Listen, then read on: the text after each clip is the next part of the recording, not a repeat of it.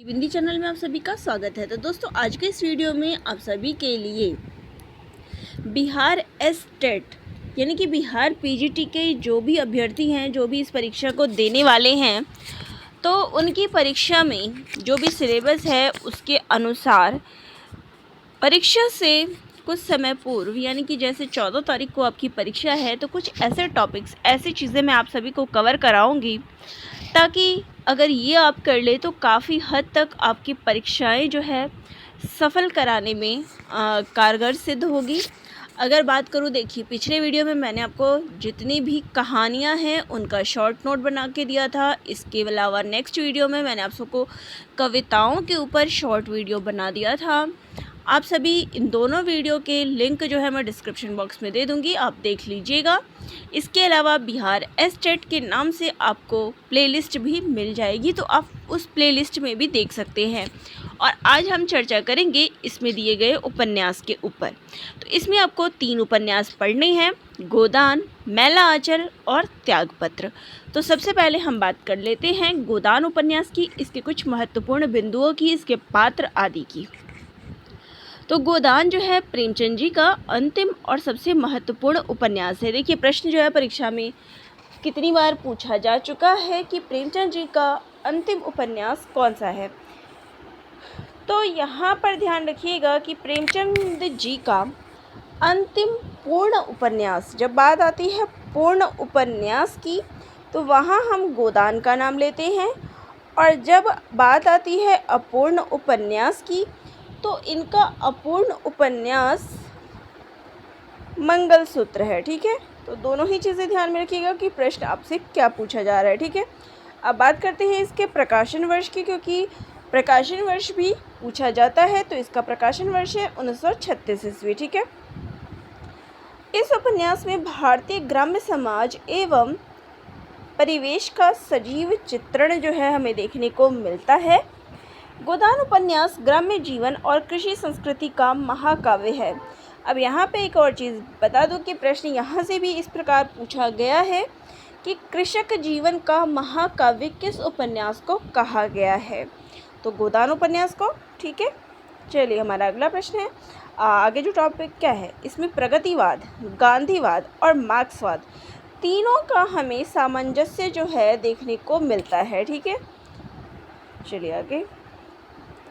गोदान में भारतीय किसान का संपूर्ण जीवन, उसकी आकांक्षा और निराशा, उसकी धर्मभीरुता और भारत परायणता के साथ स्वार्थपरता और बैठकबाजी, उसकी बेबसी और निरीहता का जीता जागता चित्रण हमें देखने को मिलता है कि किस प्रकार से एक किसान का जीवन जो है किस प्रकार व्यथित होता है, किस प्रकार जो है से शोषण आदि का शिकार होना पड़ता है। गोदान में समानांतर रूप से 2 कथाएं चलती है। एक ओर तो हमें ग्राम्य कथा देखने को मिलती है, तो वहीं दूसरी ओर जो है हमें नगर कथा देखने को मिलती है। लेकिन इन दोनों कथाओं में परस्पर संबंध भी है और संतुलन भी है। ऐसा नहीं है कि दोनों कथाएं हमें अलग अलग देखने को मिलती है या उनमें कोई संबंध ही नहीं है। अगर इसकी ग्रामीण कथा को हटा देंगे तो संपूर्ण उपन्यास नहीं रहेगा, क्योंकि संपूर्ण उपन्यास तो होरी के जीवन पर यानी कृषक के जीवन पर आधारित है, किसान के जीवन, होरी के जीवन पर आधारित है, तो ग्रामीण को नहीं हटा सकते। तो क्या आपको लगता है कि हम शहरी पात्र जो है उनको हटा देंगे तो कहानी बन जाएगी?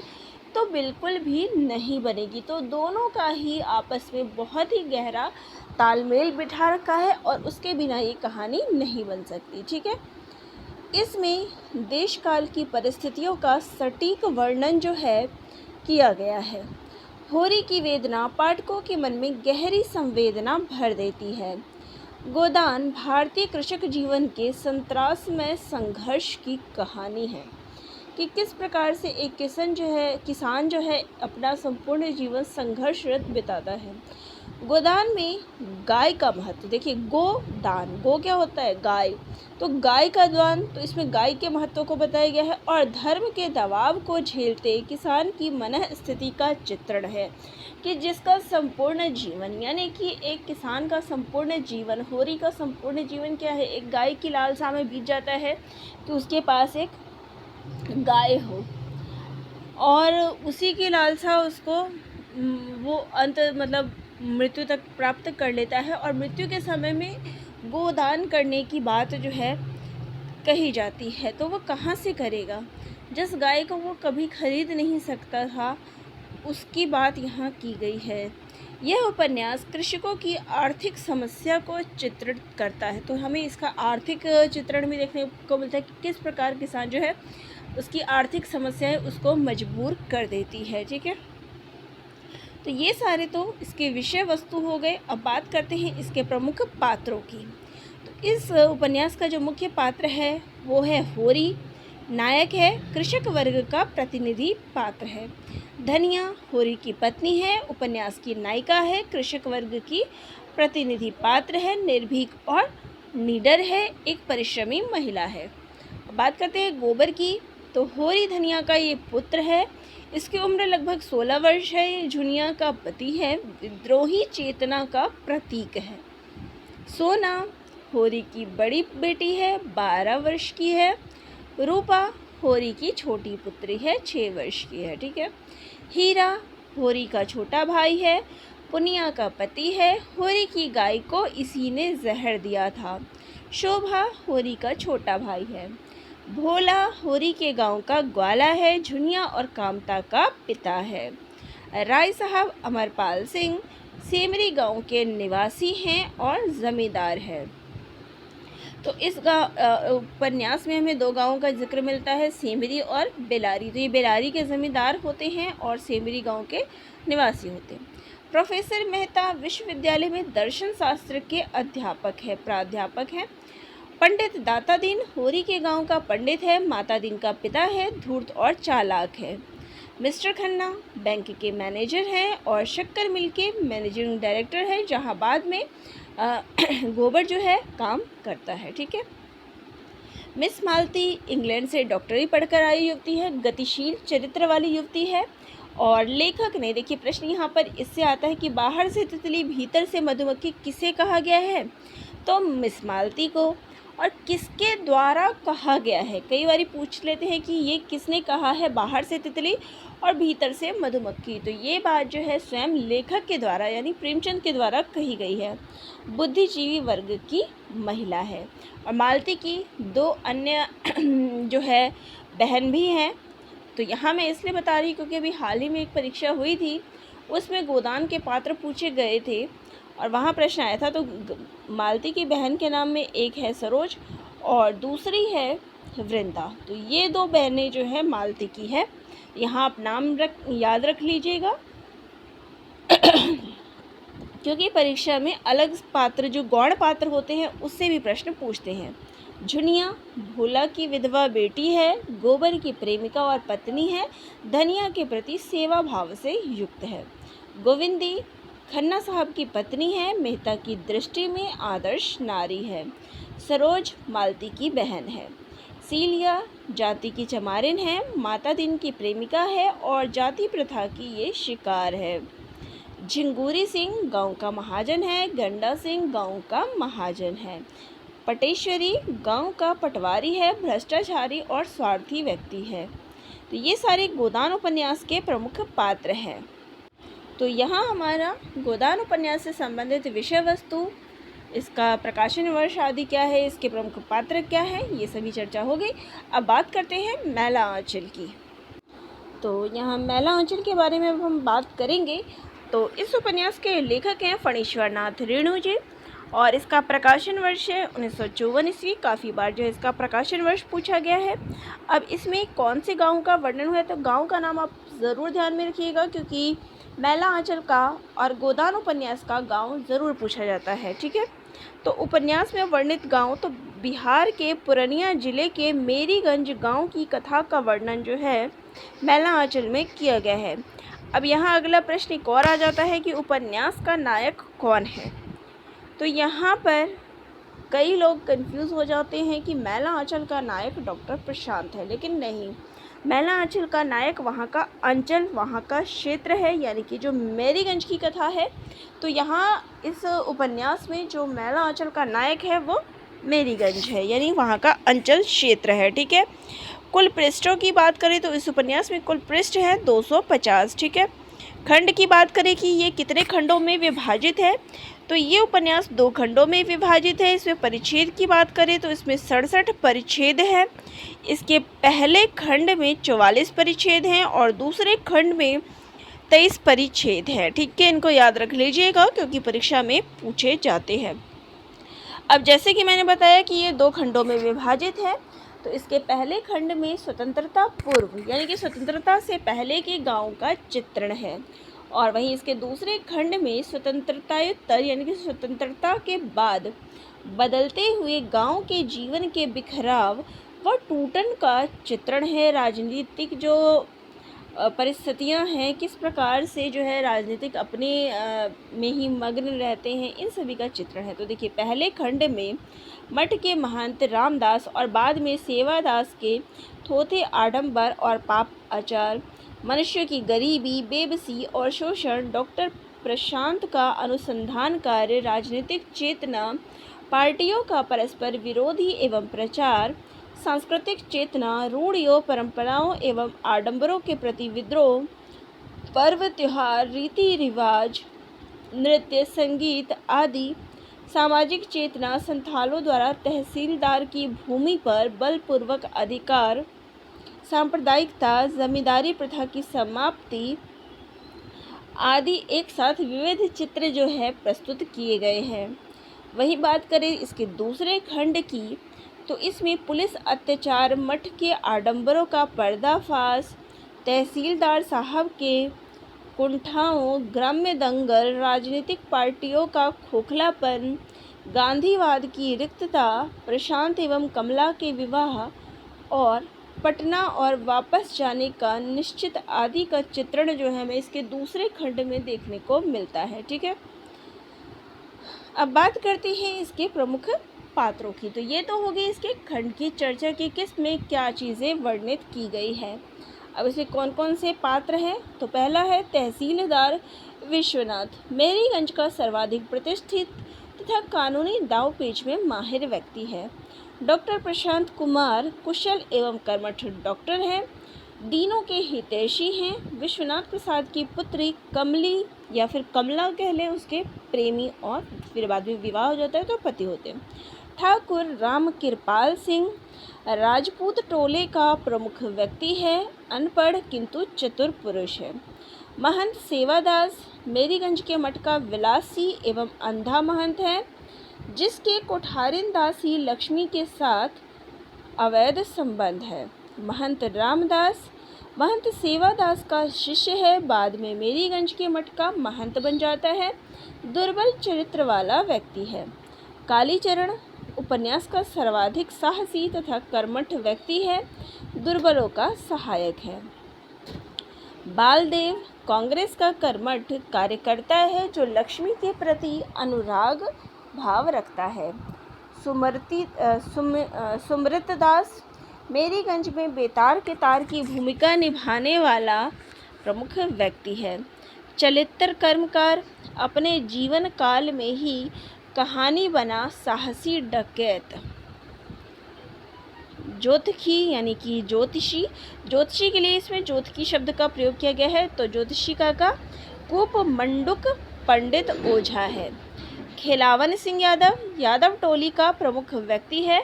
बावन दास गांधी जी का अनन्य भक्त, कांग्रेस कार्यकर्ता। अब यहाँ आप देख सकते हैं कि कुछ लोग जो हैं, देखिए कांग्रेस के कार्यकर्ता के रूप में बावन दास हमें यहाँ मिला है, बालदेव हैं, तो प्रश्न पूछ सकते हैं कि इसमें से कौन जो है कांग्रेस कार्यकर्ता है। ठीक है। इसके अलावा इसमें किस किस टोली का जिक्र हुआ है, यहाँ से भी प्रश्न आ जाता है। तो देखिए इसमें यादव टोली का जिक्र हुआ है, राजपूत टोले का जिक्र हुआ है, और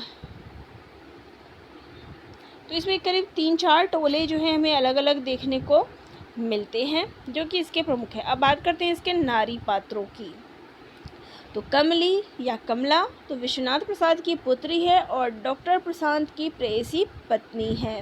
लक्ष्मी कीचड़ में फंसा कमल। अब यहाँ से भी प्रश्न पूछा जाता है कि कीचड़ में फंसा कमल जो है किसे कहा गया है, तो लक्ष्मी को। फुलिया अनेक प्रेम प्रसंगों की नायिका बनी शिथिल चरित्र वाली युवती है। रामप्रिया महंत रामदास की दासी पत्नी कुटिल युवती है। अब बात करें इसके गौण पात्रों की, तो तहसीलदार हरगौरी अपनी धूर्तता का शिकार हुआ भ्रष्ट तहसीलदार। वासुदेव कालीचरण का दाहिना हाथ है, समाजवादी कार्यकर्ता है। डब्ल्यू.जी. मार्टिन मेरीगंज गांव के नए नामकरण का सूत्रधार अंग्रेज, जिसकी प्रेरणा से गांव में मलेरिया सेंटर खुला है और इसी की पत्नी के नाम पर गांव का नाम मेरीगंज पड़ा था। प्यारू डॉक्टर प्रशांत का कर्मठ सेवक। सोमाजट खूंखार व्यक्ति, कालीचरण का साथी। लरसिंह दास कामुक एवं धूर्त साधु। रामकिशन बाबू कांग्रेसी कार्यकर्ता। अब बात करते हैं इसके गौण पात्रों की। नारी की गौण पात्र, पार्वती मौसी ग्रामवासियों के अंधविश्वास की शिकार विधवा नारी। मंगला चरखा सेंटर की सहृदय मास्टरनी। आभा रानी सहृदय कांग्रेसी कार्यकर्त्री। चलिए कुछ और इसके पॉइंट्स में बता दूं तो देखिए, ये प्रकाशन वर्ष इसका 1954 ईस्वी है। इसके लिए रेणु जी को पद्मश्री पुरस्कार मिला है। रेणु जी का ये पहला उपन्यास है। इसकी भूमिका में रेणु जी लिखते हैं, यह मैला आंचल एक आंचलिक उपन्यास कथानक है पुरणिया। मैंने इसके लिए एक हिस्से के एक ही गांव के पिछड़े गांव का प्रतीक मानकर इस उपन्यास का कथा क्षेत्र बनाया है। ये उपन्यास की भूमिका में कहा गया है। इसमें पात्रों की संख्या लगभग 275 के आसपास है। मैला आंचल आंचलिक उपन्यास होने के कारण इस उपन्यास में कथा वस्तु पात्र प्रधान न होकर अंचल प्रधान है और उपन्यास मैला आंचल में मेरीगंज गांव को नामकत्व प्रदान किया गया है। ठीक है,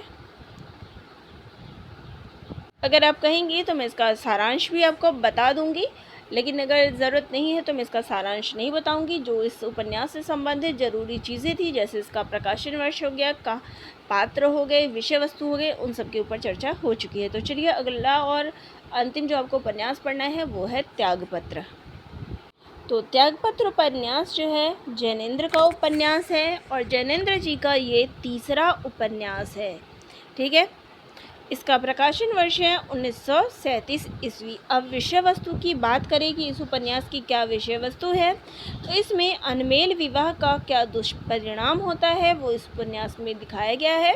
ये एक नारी प्रधान उपन्यास है। दर्शन और मनोविज्ञान पर आधारित जैनेन्द्र जो है मनोवैज्ञानिक उपन्यासकार हैं, तो इनका उपन्यास मनोविज्ञान पर आधारित है। ये उपन्यास आत्मकथात्मक शैली में लिखा गया है। ये कितने अंकों में विभाजित है, तो ये 8 अंकों में विभाजित है। अगर बात की जाए तो देखिए सच्ची घटना पर आधारित है। तो सर एम दयाल जो जज हैं, मतलब तो ये जो एक जज थे सर एम दयाल, उनकी आप बीती है, सच्ची घटना है। इसमें वैवाहिक विडंबना को दर्शाया गया है। एक से प्रेम, दूसरे से विवाह के कारण नारी की अभिशप्त व निर्वासित जीवन का चित्रण जो है इसमें दिखाया गया है। सभ्य और असभ्य समाज के बीच की सोच दर्शाई गई है। सामाजिक मर्यादा व स्वतंत्र विचारों का टकराव जो है इस उपन्यास में देखने को मिलता है। तो देखिए, एक से प्रेम और दूसरे से विवाह, तो ये जो कहानी आधारित है, जैसा कि आप जानते हैं कि इस उपन्यास की मुख्य पात्र जो है वो है मृणाल। तो मृणाल जो है एक से प्रेम करती है, लेकिन उसको उसके जो भैया भाभी होते हैं, माता पिता की मृत्यु हो चुकी होती है, भैया भाभी के पास वो रहती होती है। तो भैया भाभी उसको समाज के कारण जो है उसका विवाह किसी और से करा देती है। तो अब ये जो ज़्यादा उम्र का व्यक्ति होता है उससे उसका विवाह हो जाता है, जहाँ वो अपनी पूर्व घटना यानी पहले प्यार के बारे में उस इंसान को बता देती है, जिसके कारण उसका पति उसको वहाँ से छोड़ देता है। तो काफ़ी कुछ जो है इसके बाद वहाँ पे, मतलब जिससे उसका विवाह हो चुका होता है, वहाँ से उसको एक पुत्र भी होता है, लेकिन अभाव के कारण जो है उसका पुत्र मर जाता है करीब 10 महीने का होकर। तो इसके कारण उसका पति उसको छोड़ देता है। इसके बाद वो वहाँ से एक कोयले वाले के पास रहती है और काफ़ी समय वहाँ रहती है। वहाँ भी उसको एक बच्चा होता है, लेकिन वो भी उसको जैसे ही इसका टाइम आने वाला होता है वो इंसान भी इसको छोड़ देता है। फिर इसके जीवन में अंत तक जो है काफ़ी सारी समस्याएं जो है हमें देखने को मिलती है। तो वाकई एक नारी का किस प्रकार से जो जीवन है कष्टों में बीतता है, ये इस उपन्यास में दिखाया गया है। पात्रों की बात करें तो मृणाल इसकी नायिका है, प्रमोद की बुआ है। देखिए जो जज की बात हुई है वो प्रमोद नाम का जो चरित्र है वो इस उपन्यास में दिखाया गया है। तो प्रमोद की बुआ है, कहानी के मुख्य पात्र है। प्रमोद जज है, इस उपन्यास के मुख्य पात्र है, मृणाल के भतीजे हैं। शीला मृणाल की सहेली है, शीला का भाई मृणाल का प्यार है। तो शीला के घर जो है मृणाल का जाना आना होता है अपनी सहेली के घर। वहीं उसके भाई जो है उसको मृणाल पसंद करने लगती है, उससे उसका प्यार होता है, लेकिन इनका विवाह नहीं हो पाता। आगे पात्रों की बात करें तो माता पिता कह ले तो प्रमोद के माता पिता और फूफा जिससे मृणाल का विवाह होता है, माता पिता प्रमोद के माता पिता और मृणाल के भैया भाभी। इसके अलावा कोयला वाला मृणाल जिसके साथ बाद में जो है रहती है, राजनंदिनी प्रमोद की शादी जिसके साथ तय होती है, डॉक्टर साहब राजनंदिनी के पिता है, इसके अलावा अस्पताल की मैम। तो ये सारे जो है इस उपन्यास के पात्र हैं। तो ये है संपूर्ण उपन्यास। तीनों ही उपन्यासों का संक्षिप्त विवरण जो है आपको मिल चुका है, शॉर्ट नोट आप सभी को मिल चुका है। तो आपको वीडियो कैसी लगी कमेंट करके ज़रूर बताइएगा, और चैनल पे नए हैं तो लाइक शेयर और सब्सक्राइब कर लीजिएगा। कोई और टॉपिक से संबंधित वीडियो चाहिए तो कमेंट करके ज़रूर बताइएगा। धन्यवाद।